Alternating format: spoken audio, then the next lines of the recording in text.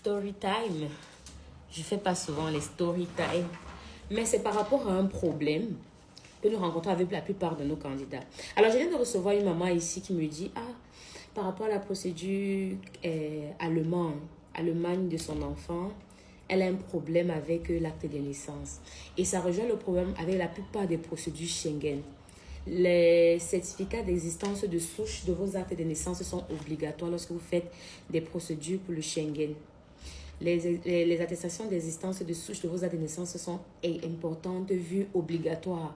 Donc, toutes les personnes qui sont en procédure, que ce soit ici ou ailleurs, il est très important de vous rendre dans les mairies où on a fait vos actes de naissance pour demander si les souches existent et prendre le certificat d'existence de souche d'existence de votre acte de naissance. C'est très important.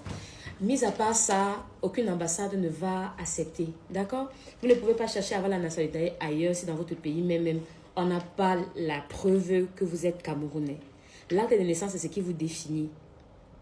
L'acte de naissance, c'est ce qui fait de vous le Camerounais que vous êtes. Avant la CNI, en fait. C'est ce qui atteste que vous êtes né. Donc, pour pouvoir faire dans des procédures, on a besoin de confirmer que vos souches existent bien et bien dans votre pays.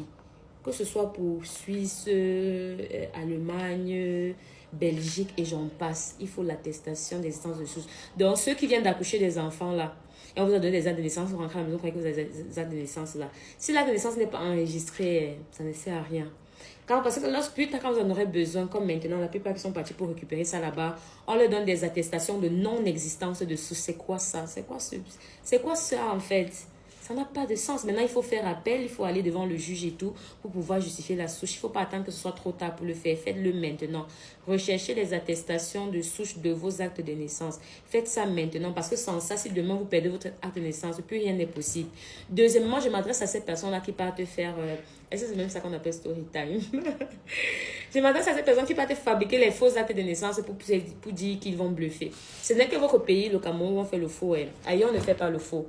Donc, je tiens à vous rappeler, si vous avez fait un faux document, croyant que ça ne va pas vous rattraper, ça vous rattrape direct. Si dans vos documents, il y a un seul faux document, sachez que ce sera un rejet direct.